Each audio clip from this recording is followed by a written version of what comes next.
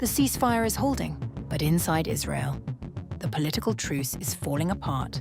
Ministers are demanding tougher action against Hezbollah. The Israeli army says, "You wanted this ceasefire." One minister's response, "I don't want a ceasefire." The battle over Lebanon is no longer just on the border, it's inside Israel's own cabinet.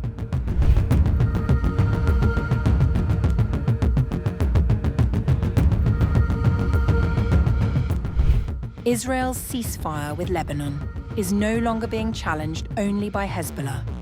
It is now being challenged from inside Israel's own government.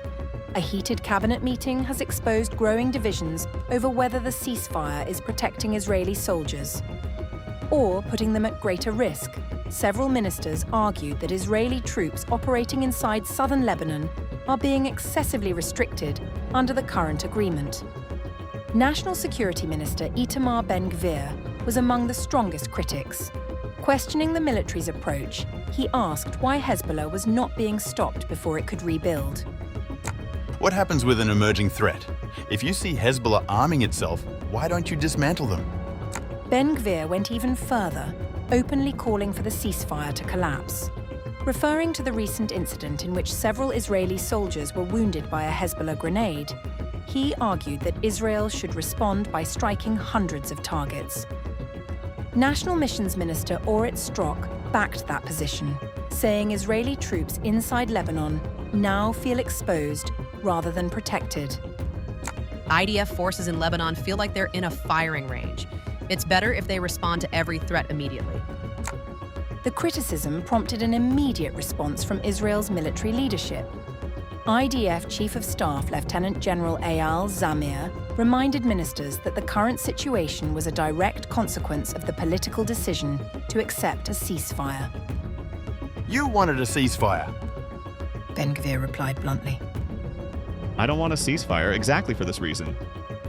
Meanwhile, Prime Minister Benjamin Netanyahu sought to calm the debate.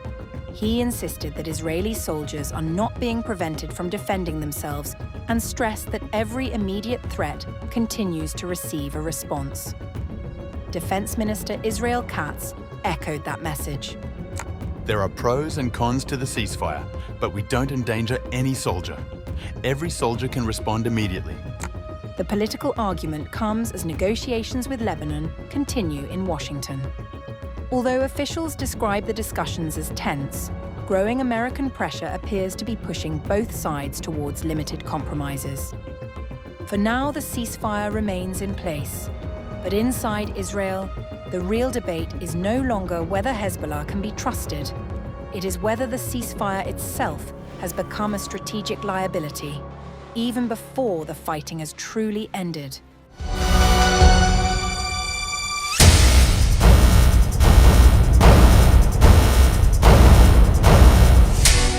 Israeli forces in southern Lebanon are on high alert, not just against aerial and ground offensives, but against abduction.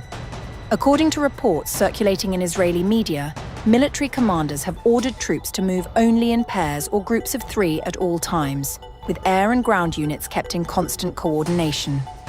The fear driving that order, that Hezbollah's elite Radwan force may attempt to seize Israeli soldiers and use them as leverage in future negotiations.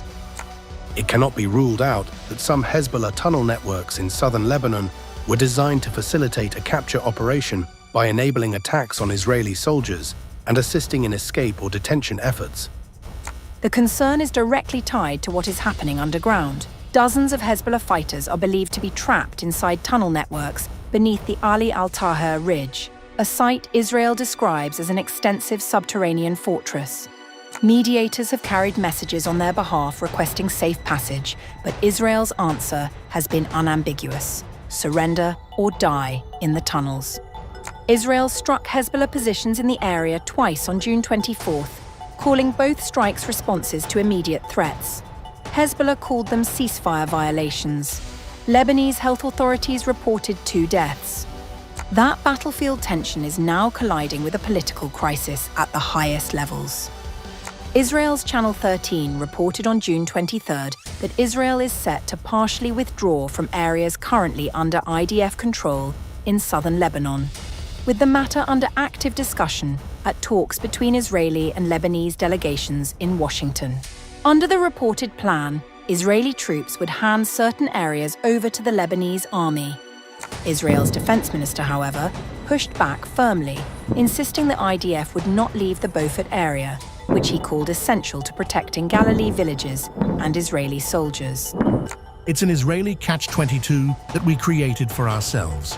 You reach a situation where you tell yourself you can't withdraw because it will hurt the country's deterrence. And on the other hand, your hands are tied. With Washington pushing for withdrawal, Hezbollah digging in, and troops under orders to watch the sky for drones as much as the ground for fighters, Israel's military finds itself caught between a war it cannot finish and a peace it has not agreed to.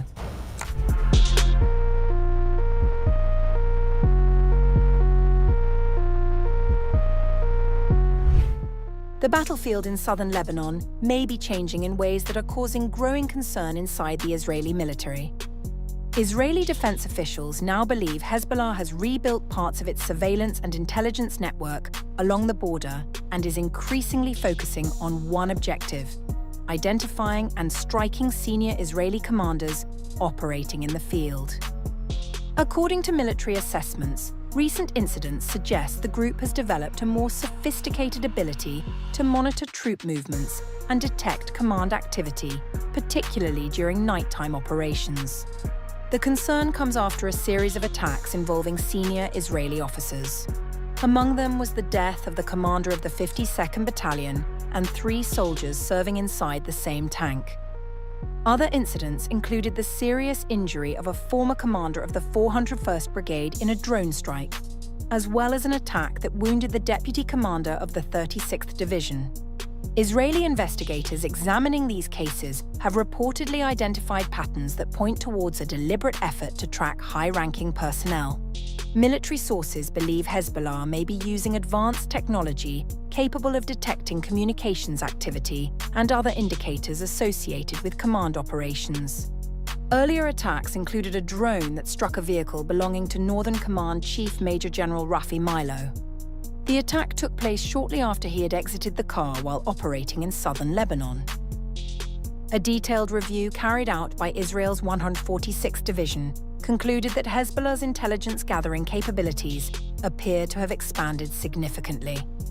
Officials believe the organization is combining information collected from drones, observation posts, surveillance cameras, and long-established familiarity with the local terrain. Military analysts also assess that Iranian support remains a key factor. Despite ongoing hostilities, Tehran is believed to continue supplying Hezbollah with drones, as well as advanced reconnaissance and monitoring equipment designed to improve battlefield awareness, including systems effective during darkness. One investigation into the deadly attack on the 52nd Battalion commander indicated that Hezbollah may have coordinated multiple weapons systems during the operation. Preliminary findings suggested a drone strike may have been combined with additional fire, possibly from anti-tank missiles or indirect weapons, ultimately causing a devastating explosion inside the tank. The growing threat has prompted calls within the Israeli military to revise operational procedures and rapidly implement lessons learned from recent attacks. The developments come at a sensitive moment. As Washington pushes for confidence-building measures ahead of planned Israel-Lebanon talks, Israeli commanders are facing a new reality on the ground, one in which Hezbollah appears increasingly capable of locating and targeting leadership figures with precision. For Israeli planners, the challenge is no longer just defending positions.